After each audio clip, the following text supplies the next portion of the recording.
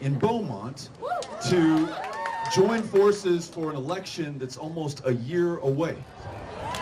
Unless, and this is totally possible, you just came here for the beer, and it didn't matter who was speaking tonight. We want to thank everybody. The folks who are for us, the folks who are against us.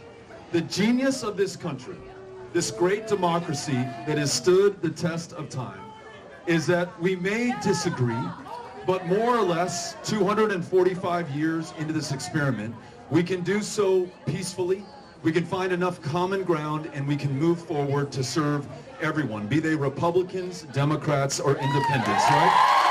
We're all together in this now.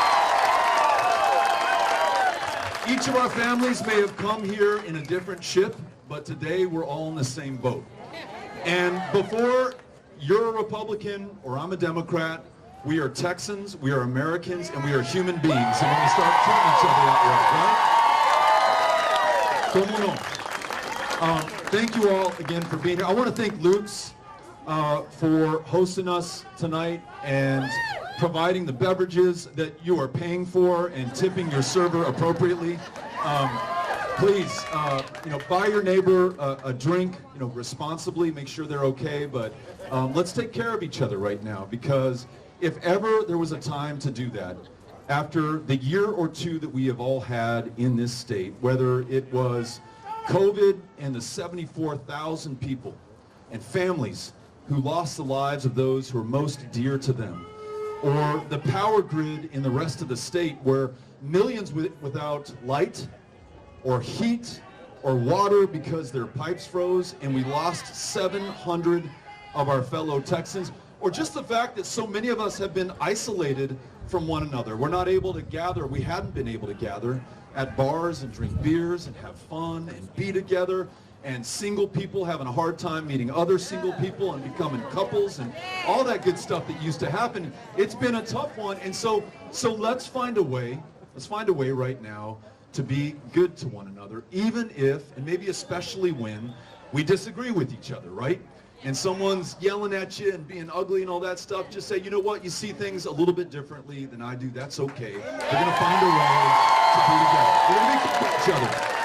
So, this is something I don't have to tell you in Beaumont about, because you all live this each and every day. I saw this, in fact, today.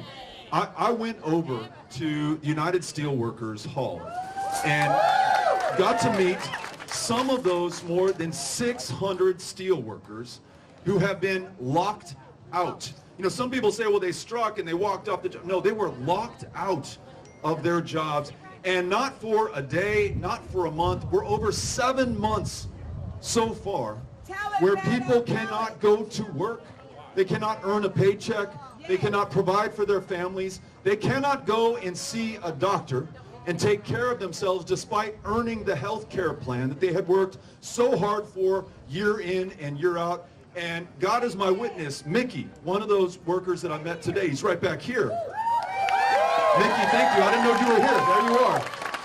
Mickey tells me, I said, tell me how long this ExxonMobil facility has been here, and the facilities that were the forefathers of this facility. He said more than 100 years. In fact, his great-grandfather worked there. Talk about 4 generations of people contributing to the success of that company, to the profits that they make, to the energy and fuel that they produce that literally powers our lives all over this country. I'm so proud of what Mickey and those other workers have done for all of us and for this community. And Mickey tells me, he said, look, it's not just the 600 plus families who are employed over at ExxonMobil, it's places like Luke's. Because when we're not earning a steady paycheck, we're not coming to Luke's as often and buying beer for one another and having the good times that we used to be able to have and that maybe we took for granted in the past. And so if there is a steel worker at your table or among you, please buy her or him a beer tonight, right? Cynthia, you make sure that we're doing that as well from the campaign.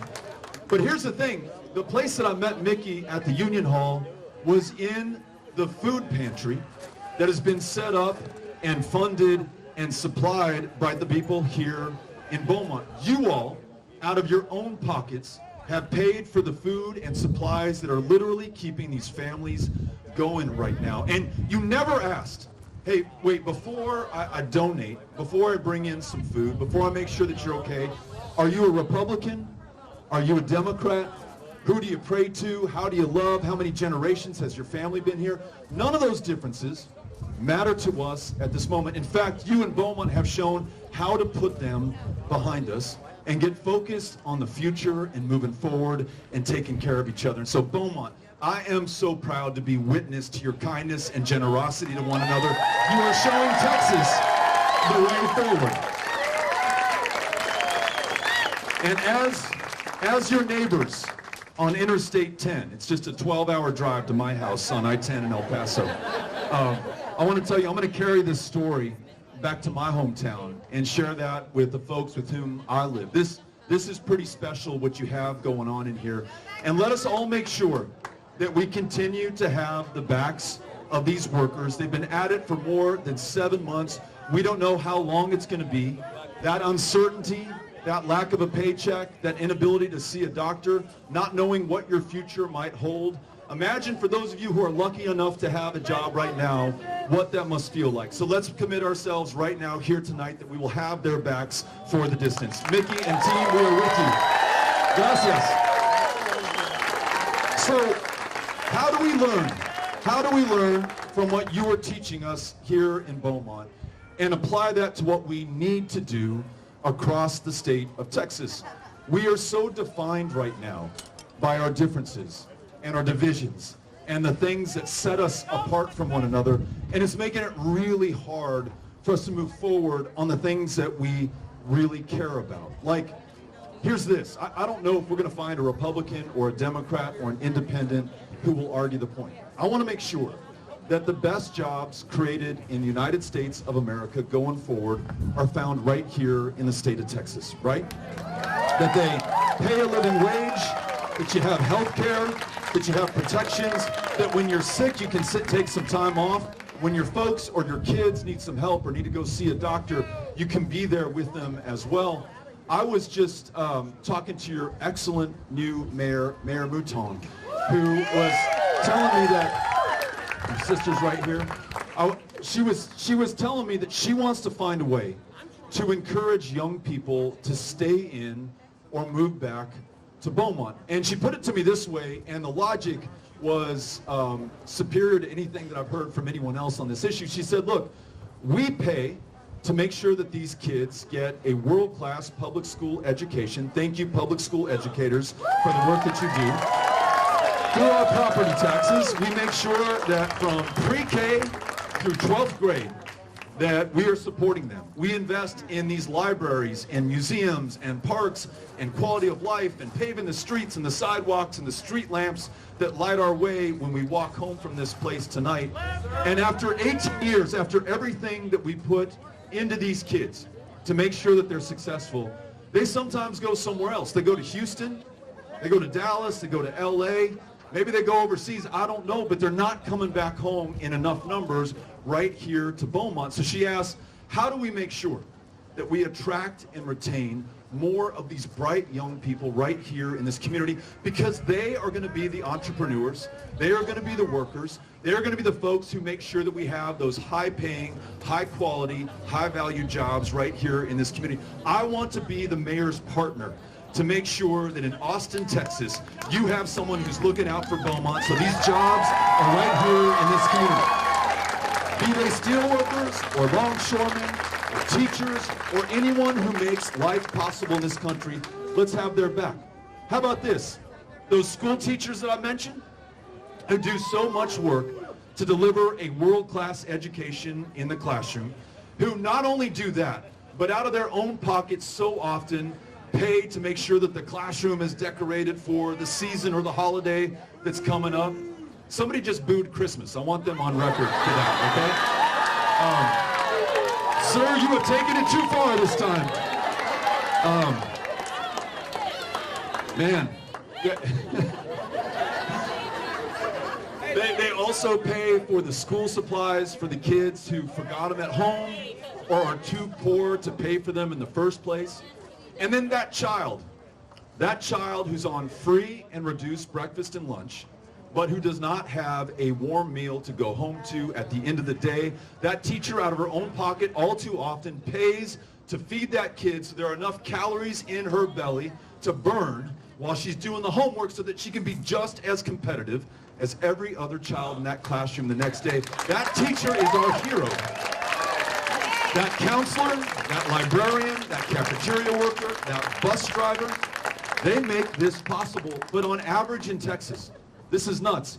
They're working a second or a third job just to make ends meet because we don't pay them enough for their primary job, unlocking that lifelong love of learning that's in the head of every kid in that classroom.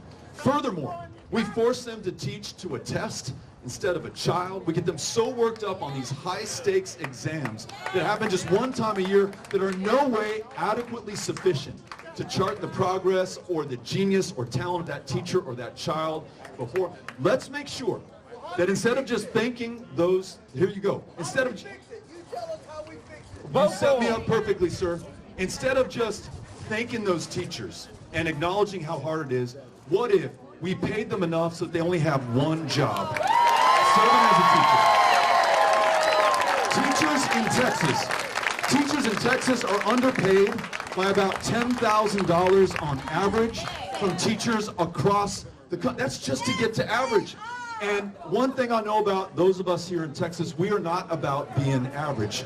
But just to get there, we're going to have to invest in those teachers a little bit more. We're going to have to trust them a little bit more about teaching to those children and developing the genius inside every single one of those kids. We're going to have to make sure that we do our best to attract them and retain them and keep them in those positions right here in Beaumont and not lose them to any other city or any other state in this country, all right? So school teachers, we have your back. How about this one? And maybe, you know, we already got booed for Christmas, so maybe someone will disagree with me on this one. But what if, after 7 years of Greg Abbott being governor, and he's left $100 billion of federal money on the table that could have come to Texas if we took yes for an answer and expanded Medicaid? What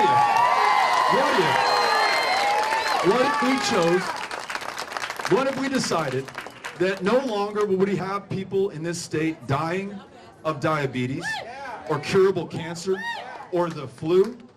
We met a guy in Fort Worth the other night. He's got 2 prescriptions. The first one he fills in Fort Worth for $1,300 every fill up. The other one's $1,600. This guy drives one way 8.5 hours to Mexico to fill those prescriptions to be able to afford them. I met somebody else with diabetes who's paying more than $500 a month out of pocket to treat her condition. There are too many who cannot afford that, and they are beyond help and hope, and in fact, we've lost them to this state and to their very lives. What if, at a time that the federal government is paying 95 cents on the dollar of expansion, we do that, we expand Medicaid, we hire more providers, more doctors, more nurses, more PAs, more mental health care providers, more social workers, we take care of each other so that we're well enough and healthy enough to live to our full potential, and then reduce the property tax burden on everybody here in Jefferson County who right now is footing the bill for uncompensated care every time someone without a dime in their pocket or health insurance plan to their name walks into that hospital. You and I and everyone else end up paying for it. Let us allow those folks in Washington, D.C. to foot the bill going forward, okay? This makes sense. This can bring us together. And then this one. I don't know, I'll try this one out on you too. What if we legalized marijuana in the state of Texas so that we no longer lock up people for possession of a substance that is legal in most other states in this country? This is nuts. In the year 2021, we got to get this one right.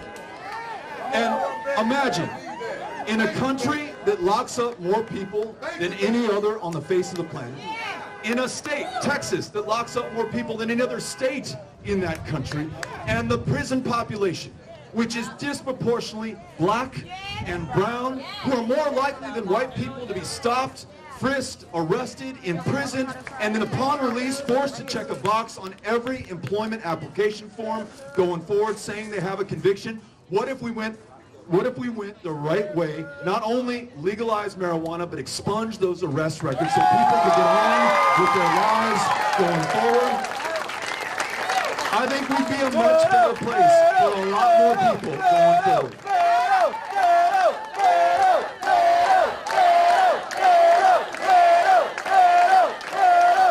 So here's the deal. Jobs, schools, healthcare, and I didn't know this, but the most popular thing today, marijuana. We can do this. We can do this, but this is what it's going to take. We've got to put the divisions and the divisiveness that drives them behind us, the fringe extremist politics that are so reflective of those in power in Austin right now. I mean, the stuff that they are passing, it's hard to believe that it's happening. You never would have predicted it, except it's now the law in this state that any woman choosing to make her own reproductive health care decisions will have a $10,000 bounty placed on her head that any American can cash in on. This is some obscene vigilante justice that is endangering the lives of Texas women at a time that Texas is at an epicenter of maternal mortality, 3 times as deadly for women of color in this state. And we are making it even harder, not only for a woman to make her own decision about her own body, but to get a cervical cancer screening, family planning help, or to see any provider of any kind going forward. When I am governor, I will trust Texas women to make their own decisions about their own bodies each and every single time. That's the way. That's the way that we move forward. So look, we put the divisiveness, the extremism, the fringe politics, we focus on the things that have clearly brought us together here tonight. But to do all that, we have got to win this election. And to win this election, we have got to have every single one of us on the team. And again, just as those steelworkers have shown, we have got to put our differences behind us. No two people will agree on everything all the time. I've been married for 16 years, and I can attest to this. But we can agree on enough that we're going to decide to do what is necessary to win this race. And it is going to be more than tweeting and posting on Facebook and TikToking and Snapchatting. Shut up! It's going to take more than that. That's all Trump did. However, that's all Trump did. However, hold on. We're going to be good to each other. At the end of this, we are going to take some pictures, and with all the crap that I just talked about social media, I want you to post that on your social media account so people know that we were here tonight in Beaumont. And then do this. There's a website, betofortexas.com. Go there, sign up, and I promise you, we will put you to work, knocking on doors, making phone calls, making sure that we reach out to our fellow Texans. Democrats, yes. Independents for sure, but we also are going to make sure that Republicans feel welcome in this campaign, because this is for each and every single one of us in the state of Texas. Can I count on your help going forward to make sure that we win this race? Are you all willing to knock on doors, meet your fellow Texans, give them a reason to vote? Do you want to win this race? Let's get Texas on the right track. Thank you all for being here today. Everybody, Beaumont, we love you. Thank you so much.